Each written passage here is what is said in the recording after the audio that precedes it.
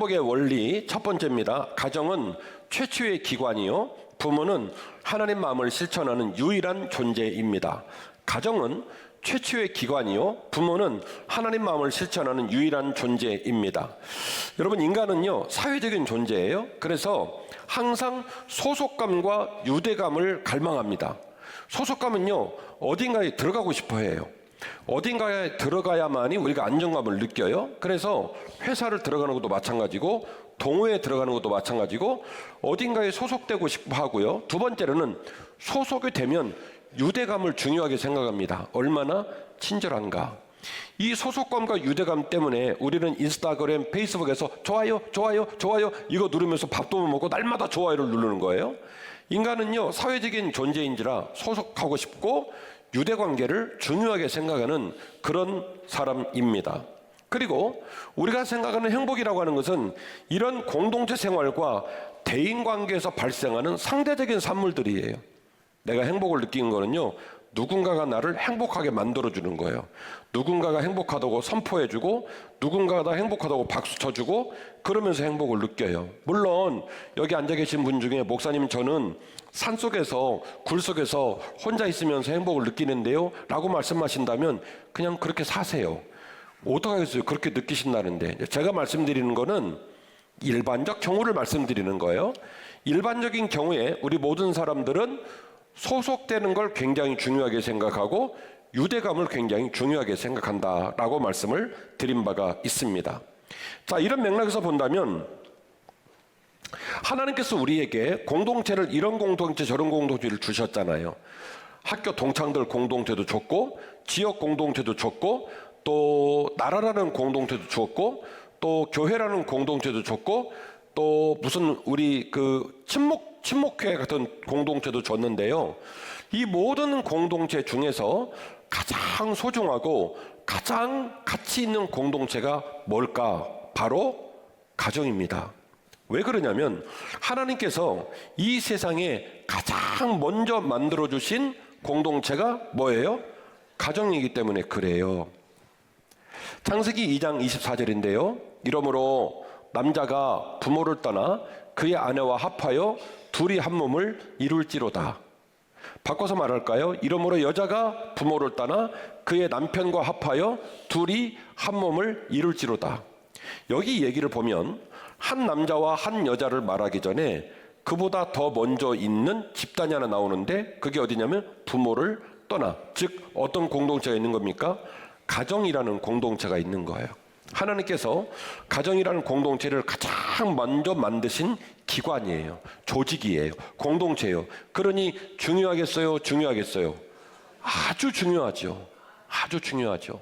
하나님께서 이 중요한 가정을 가장 먼저 만드셨어요. 그리고 그 가정에서 하나님 마음으로 유일하게 하나님 마음으로 사는 사람이 있는데, 그게 바로 누구냐면 부모님입니다. 부모님. 그래서 이 부모님을 한번 깊이 생각해 볼 상황인데요. 부모를 사랑하라는 명제는요, 덕담이나 권면이 아니라 명령이에요. 부모를 사랑하실래요? 부모를 사랑하시면 좋겠어요. 이게 아니라 부모를 사랑하라. 내 부모를 공경하라. 이것은 뭐예요? 명령이에요. 신명기 5장 16절입니다. 너는 내 하나님 여호와께서 명령한 대로 내 부모를 공경하라. 그리하면 내 하나님 여호와가 내게 준 땅에서 내가 생명이 길고 복을 누리게 될 것이다. 후속절에 나오는 내용이 무슨 말인지는 제 설교를 듣다 보시면 깨닫게 되실 거예요. 어쨌든 후속절은 이따가 설명을 드린다 치고, 하나님께서 말씀하시기를 내 하나님 여호와께서 내게 명령한 대로 너는 어떻게 하라고요? 부모를 공경하라. 아멘. 이는 하나님 우리에게 주신 명령이십니다. 자, 신명기 5장에서 10계명을 보셨는데 10계명이 10개로 되어 있죠. 10개 중에 1번, 2번, 3번, 4번은 하나님과 사람 사이의 계명을 말한 거예요. 하나님과 사람 사이의 계명을 말했고, 5번부터 10번까지가 사람과 사람 사이의 계명을 말하는데, 사람과 사람 사이의 계명의 맨 끝에는 이웃이 있고요, 맨 앞에는 누가 있냐면 부모가 있습니다. 잠언 23장 22절인데요. 너는 너를 낳은 아비에게 청종하고 내 늙은 어미를 경히 여기지 말지니라. 진리를 사되 팔지 말며 지혜와 훈계와 명철도 그리할지니라.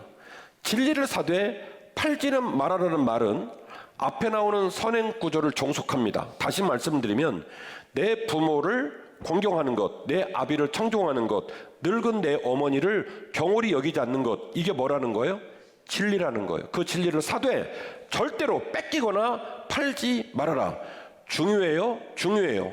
매우 중요하다는 거예요. 다시 앞으로 돌아가 봅니다. 너는 너를 낳은 아버지에게 청종하라고 그랬습니다. 저와 여러분은 자녀입니다. 저와 여러분은 이 사실을 아예 스스로 깨닫고 잘하고 계신 분도 있겠고, 혹은 좀 소홀히 여기는 분도 계실 수 있어요. 그래서 제가 이렇게 말하면 꼰대 아니시랄까 봐 또 꼰대 설교하신다, 그렇게 생각할지 모르겠습니다만 이는 여호와의 말씀이시고요. 그리고 내 아비에게 청종하고 내 늙은 어머니를 경히 여기지 말라는 이유를 잠언 23장은 아주 담백하게 그리고 정확하게 뼈를 때리면서 지적하고 있는데요. 그게 뭐냐면 그분이 너를 낳은 분이기 때문이다, 이렇게 말을 해요. 사람은요, 인생을 살아가면서 물질을 지향하고 환경의 개선과 평안을 지향하고 내가 이 세상의 삶으로 말미암아 나는 내가 행복해야 된다는 생각이 강해요. 제가 우리 자녀들을 봐도 마찬가지고 성도들하고 교제를 해봐도 마찬가지고, 여러분은요, 우리가 행복해야 된다라는 기본적인 전제를 깔고 살아요. 근데 다른 사람은 그렇게 생각 안 하거든요.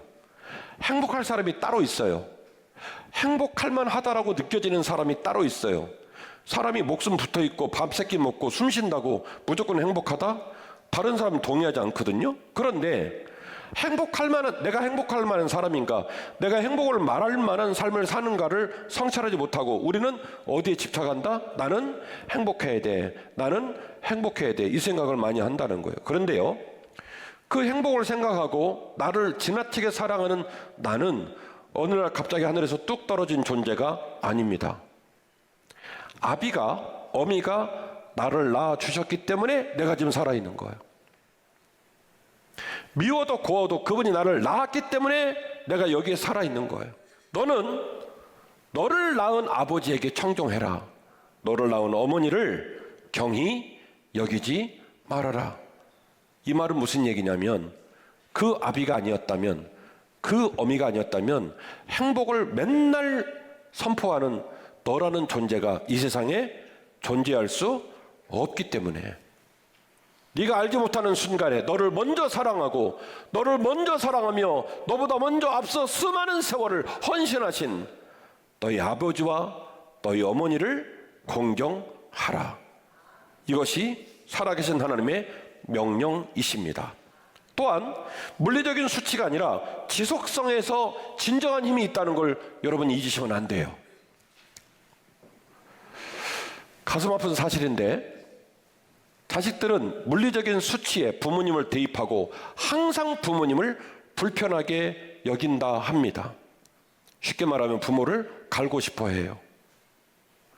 왜 우리 아버지는 해피하면 저런 직업을 갖고 있을까? 왜 우리 엄마는 가난한 집 딸일까? 왜 우리 집구석은 요따구로 생겼을까? 항상 이 생각을 하면서 자식들은요, 부모를 바꾸고 싶어 한다는 거예요. 근데 여러분, 인간을 이런 물리적인 수치로만 보면 인간만큼 불행한 사람이 또 있겠습니까? 그리고 사실은 그런 감정은 부모가 더 많이 느낍니다. 그런데 부모는 말을 안 할 뿐이에요. 내 친구 아들, 선배 딸, 내 지인들의 자녀들의 삶을 보면 어쩌면 저렇게 힘들고 어려운 상황 속에서도 자기 할 도리를 잘하고 부모에게 효를 다하며 사회에 건실한 이웃들로 살아가는지, 저 사람은 못 먹고 저런 딸과 아들을 낳았는지, 그런 생각을 부모도 많이 해요. 그러나 부모는 말을 못합니다. 왜냐하면 때로는 그것이 슬픔이고 때로는 그것이 상처로 다가오긴 하지만 그 자녀가 누구의 자녀이기 때문에, 내가 배 아파서 난 내 자녀이기 때문에 부모는 그걸 말로 표현하지 않아요. 자식의 입장 속에서 부모를 물리적인 수치로 바라볼 수 있습니다만, 그러나 이 물리적인 수치라고 하는 것은 항상 사람과의 관계 속에서 상황이 변합니다. 우리가 직장에 들어가서 CEO신 대표가 나를 너무너무 이쁘게 생각해가지고 진급을 시켜주고 월급을 많이 주고 그럴 수 있습니다. 그러나 어느 날 내가 병에 걸렸다든지 실수를 했다든지 잘못된 판단으로 회사에 불이익을 취하게 되면요, 그 대표는 사랑합니까? 자릅니까? 그냥 잘라버립니다. 그때 달라요. 올라갔다 내려갔다 난리도 아니에요. 부모의 사랑은요, 절대적인 물리적인 수치로 따지면 엄청 높은 모습은 아닐지 모르겠습니다만, 제가 알고 있는 부모의 사랑은요, 한도 끝도 없습니다. 자녀를 세상에 낳아놓고 그때부터 첫 만남에서 시작된 부모의 사랑은 그 부모가 목숨을 바치는 마지막 순간까지 자녀를 사랑합니다. 어떤 방식으로든지 자녀를 위해 염려하고 자녀를 섬기고 자녀를 위해 헌신하는 지속적인 에너지가 나오는 사람은 이 세상에 존재하는 사람 중에 신 빼놓고 이 세상에 존재하는 사람 중에 딱 한 사람만 그 일을 할 수 있는데, 그분이 누구냐면 나를 낳으신 부모님이에요. 부모도 인간이요, 부모도 늙어가고 부모도 연약하기 때문에 나약하고 부족하고 온전치 않습니다. 그러나 그렇게 스스로도 늙어가고 스스로도 기력이 빠져가는 와중에도 여전히 한없이 자식을 지속적으로 사랑하는 분이 계신데, 그분이 누구냐면 나를 낳으신 부모님입니다. 모든 상황에 상관없이 오랜 세월 동안 지속적으로 자녀를 사랑할 수 있는 분은 누구밖에 없냐면 나를 낳으신 부모님 말고는 없습니다. 그러므로 이 부모에게 효를 다하는 저와 여러분 되시기를 주의 이름으로 축원합니다. 두 번째로, 부모를 공경하는 것은 인품과 성숙의 중요한 근간이 됩니다. 부모를 공경하는 것은 인품과 성숙의 중요한 근간이 됩니다. 여러분, 우리가 사람을 만나 관계를 맺으면요, 그 사람을 어떻게 인식하냐면 직업, 물질, 외모를 통해서 평가합니다. 동의하시죠? 딱 만나면 뭐부터 주고받아요? 명함 주고받습니다. CEO래. 정부 고위직 관료래. 이 사람이 뭐 하는 사람이래. 그래서 그 사람의 그 사람의 직위, 그 사람의 사회적 영향력을 가지고 관계를 맺습니다. 그러나 그 만남이 더 깊어지고 그 만남이 더 풍성해지기 위해서는 그 사람이 내게 물질을 주고 마음을 주고 시간을 주고 정성을 내게 주는 관계가 되기 위해서는 명함 한 장으로 돼야 안 돼요. 안 됩니다. 직위, 물질의 규모 돼야 안 돼요. 안 됩니다. 그때부터는 뭐가 필요하냐면 인품이 필요하고, 그 인품이 점점 성숙해지는 성숙도가 매우 중요해집니다. 누군가를 만났는데 직업만 좋은 게 아니라, 물질만 좋은 게 아니라, 외모만 잘생긴 게 아니라 그 사람의 인품이 너무 아름답고 귀한 거예요. 만나면 만날수록 그 사람의 인품이 점점점 성숙을 지향하고요, 그 사람이 내게 주는 삶의 영향력이 너무 귀해요. 그러면 없는 시간 빼서라도 그 사람을 만납니다. 동의하시겠습니까? 다시 말씀드리면, 세상의 사람과 소속하고 유대를 나누고 그리고 그런 모든 관계 속에서 계속 좋은 일들이 벌어지고 그 좋은 일들로 말미암아 풍성한 삶을 살고 그 결과물이 행복이 되려면 우리가 인품이 좋은 사람 돼야 되고, 우리 인품이 점점점 성숙한 사람으로 나아가야 한다는 거예요. 그래야 내 인생도 빛나고, 그래야 나를 만나는 다른 사람을 행복하게 하고, 다른 사람이 행복해질 때 비로소 누구도 행복해집니까? 나도 행복해지는 거예요. 그렇다면 우리는 어떤 만남과 어떤 공동체에서 이런 인품을 배울까요? 이런 인품의 성숙한 삶을 어디서부터 영향을 받을까요?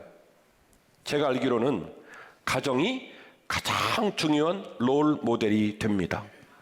여러분, 세상에서 흔히 쓰는 말 중에 우리가 어떤 사람을 평가할 때, 어떤 사람이 어떤 모습이다라는 걸 평가할 때 뭐라고 말합니까? 그 사람을 알고 나면 누구를 알 수 있다? 그 사람의 부모를 알 수 있다라고 말을 해요. 가정이라는 환경에 수없는 세월이 쌓여가는 시간 속에서 한 아들이 만들어지고 한 딸이 만들어지기에, 딸을 깊이 들여다보고 아들을 깊이 들여다보면 그곳에 누가 보인다는 거예요? 그를 길러낸 부모가 보인다는 거예요.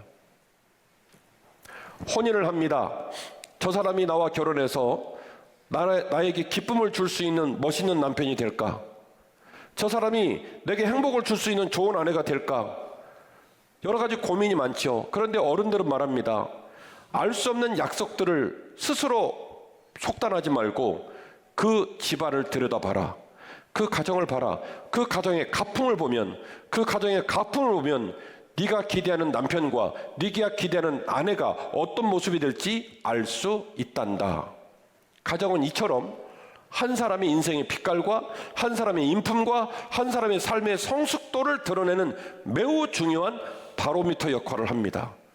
가정이 매우 중요하다는 거예요. 잠언 23장 24절 의인의 아비는 크게 즐거울 것이요 지혜로운 자식을 낳은 자는 그로 말미암아 즐거울 것이니라. 내 부모를 즐겁게 하며 너를 낳은 어머니를 기쁘게 하라. 우리 집에 아들이 있는데, 우리 집에 딸이 있는데 그 사람의 별명이 지혜로운 아들, 지혜로운 딸이래요. 좋아요, 좋아요. 느끼는 건 다 똑같구나, 그렇죠? 네. 좋아요, 좋아요. 좋아요. 네. 우리 집에 딸이 있는데 사람들이 다 싫어한대요. 우리 집에 딸이 있는데 사람들이 다 뒤에서 걱정한대요. 근데 그게 우리 딸이요. 좋아요, 안 좋아요? 안 좋아요. 우리가 행복하고 그리고 우리 공동체가 행복함에 있어서 가장 건강하게 유지돼야 될 중요한 기관이 있는데 그 기관이 어디냐면 가정이고요. 그 가정에서 효를 실천해 나가는 그런 귀한 아들과 딸을 성경은 뭐라고 말하면 지혜로운 자식이다. 이렇게 얘기를 하는 거예요. 그 지혜로운 자식의 말과 그 지혜로운 자식의 품성을 통하여 부모님이 너무너무 행복하고 그 부모님의 행복이 다시 반사되어서 아들에게 흘러오고 딸에게 흘러오면서 계속 사랑의 선순환 구조, 섬김의 선순환 구조, 인내의 선순환 구조, 기다림의 선순환 구조, 이 구조가 집에서 막 돌아가면요 사람은 가정이라는 공동체를 통해서 연결어가고 훨씬 더 성숙해지는 거예요. 무슨 말입니까? 인품의 성숙과 원만한 대인관계는 인내와 기다림을 나눈 성숙함을 통해 만들어지는데 이 성숙함을 실천하는 첩경이 부모를 공경하는 것에 있다는 거예요. 요한일서 4장 20절입니다. 누구든지 하나님을 사랑하노라 하고 그 형제를 미워하면 이는 거짓말하는 자니 보는 바 그 형제를 사랑하지 않은 자는 보지 못하는 바 하나님을 사랑할 수 없느니라. 나라를 세우겠다, 기업을 세우겠다, 결혼을 하겠다, 아들과 딸을 낳겠다, 친구 관계를 맺겠다, 여러 가지 많은 인생의 비전들을 말할 수 있습니다. 그러면서 사람들에게 말합니다. 나 괜찮은 사람이라고, 나 괜찮은 사람으로 살겠노라고. 그리고 신앙인으로서 말한다면 나는 하나님을 사랑하며 살겠노라고. 그런데 내 부모를 소홀히 여겨요. 내 부모를 사랑하지 않아요. 그런데 내 부모는 나를 낳은 분이거든요. 눈도 못 뜰 때, 기어가지도 못하고 뒤집지도 못하고 아무것도 아닐 때부터 못 부러질까 목 뒤에 손을 집어넣고 그 아이를 애지중지 기르신 내 부모이시거든요. 물리적인 경계가 좀 낮고 부족함이 있다 할지라도 그 낮음과 부족함 속에서도 끊임없이 나에게 지속적인 희생과 사랑을 선물로 주신 분이 내 부모이거든요. 그런데 그 부모를 사랑하지 않아요. 그 부모를 공경하지 않아요. 그러면서 자기는 말합니다.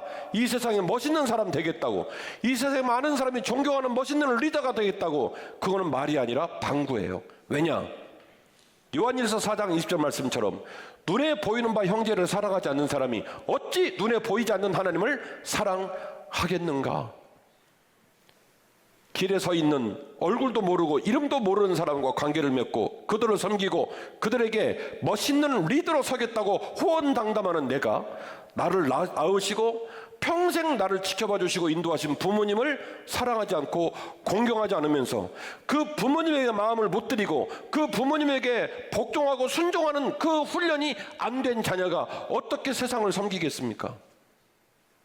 그건 지킬 수 없는 말장난에 지나지 않아요. 여러분 여쭤볼게요. 부모를 섬기는 게 쉽겠습니까? 세상 사람 섬기는 게 쉽겠습니까? 좋은 말로 물어보잖아요. 부모를 섬기는 게 쉽겠어요? 얼굴도 모르는 세상 사람 섬기는 게 쉽겠어요?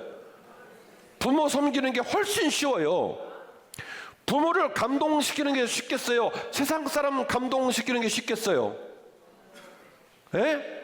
부모를 감동시키는 게 훨씬 쉬워요.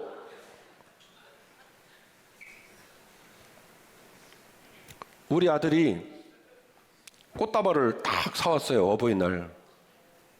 아버지, 꽃이 엄청 비싸더만요. 그래서 난 한 300만 원 하는 줄 알았어. 근데 그 목소리에 진심이 느껴져서 고맙다. 받고 나간 다음에 꺼내갖고 이렇게도 보고 저렇게도 보고 그랬어요. 왜? 아들이 사온 거니까. 근데 그 전날 어떤 집사님이 아들은 꽃다발을 줬고 어떤 집사님은 꽃 바구니를 줬어. 근데 그 꽃 바구니가 6.25 동란이나 그렇게 큰 건 처음 봤어. 이만한 걸 주셨어.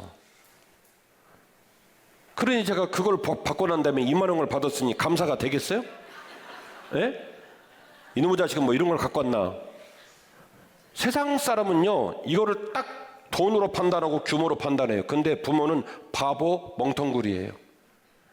그 주신 것도 귀하지만 내 새끼 준 게 더 귀한 거요. 그래서 붙들고 이렇게 돌려보고 저렇게 돌려보고 그런단 말이에요. 왜냐하면 어쨌든 내 새끼가 준 거라. 대답 잘하세요. 세상 사람을 감동시키는 게 쉽겠어요? 부모를 감동시키는 게 쉽겠어요? 세상 사람을 감동시키는 게 쉽겠습니까? 부모를 감동시키는 게 쉽겠습니까? 부모가 훨씬 쉬워요. 그러니까 예배 끝나고 내려가셔서 어버이줄 만찬 잡숫고 식기 그냥 땅바닥에 던지지 말고 그냥 식탁에 그대로 놔두고 일어나셔서 여러분 돈 내고 커피 잘 잡숫고 오후 예배 잘 드리고 집에 가셔서 반드시 오늘은 온갖 수단을 동원하셔서 부모를 섬기시기를 주의 이름으로 축원합니다. 그렇게 꼭 섬기시기를 주의 이름으로 축원합니다. 부모를 공경하는 것은요 한 사람의 인품과 성숙의 중요한 근간이 됩니다. 십계명으로 돌아갈까요? 네가 내 부모를 공경하면 네가 이 땅에서 장수할 것이고 네가 하는 모든 일이 형통할 것이다. 그 말은 무슨 얘기냐면 하나님이 그렇게 이끌어 가신다는 말이기도 하지만 부모를 공경할 줄 아는 사람은 그때부터 벌써부터 세상에서 매력 있고 빛나기 시작한다는 말이에요. 인품이 좋아요. 그의 성품이 굉장히 고결해요. 그러니 손대는 일마다 하는 일마다 만나는 사람마다 저 집 아들 참 괜찮다. 저 집 딸 참 괜찮다. 우리 딸 선물로 주면 좋겠다. 우리 아들 선물로 주면 좋겠다. 저 사람이라면 채용을 해야 되겠다. 저 사람이라면 친구 삼아야 되겠다. 이렇게 되어서 이 땅에 손대는 모든 일이 다 형통하게 되는 거예요. 그래서 내 부모를 공경하라. 그러면 네가 이 땅에서 장수할 것이고 네가 손대는 모든 것이 형통할 것이다. 이 말은 하나님이 주신 지혜 말씀이신 줄 믿으시기를 바랍니다. 하나님의 마음으로 사랑하는 부모, 부모로부터 사랑을 실천하는 자녀, 서로를 소중히 여기며 지속적으로 사랑을 쌓아가는 귀한 가정이 우리 한빛교회 모든 가정이 되시기를 주의 이름으로 축원합니다.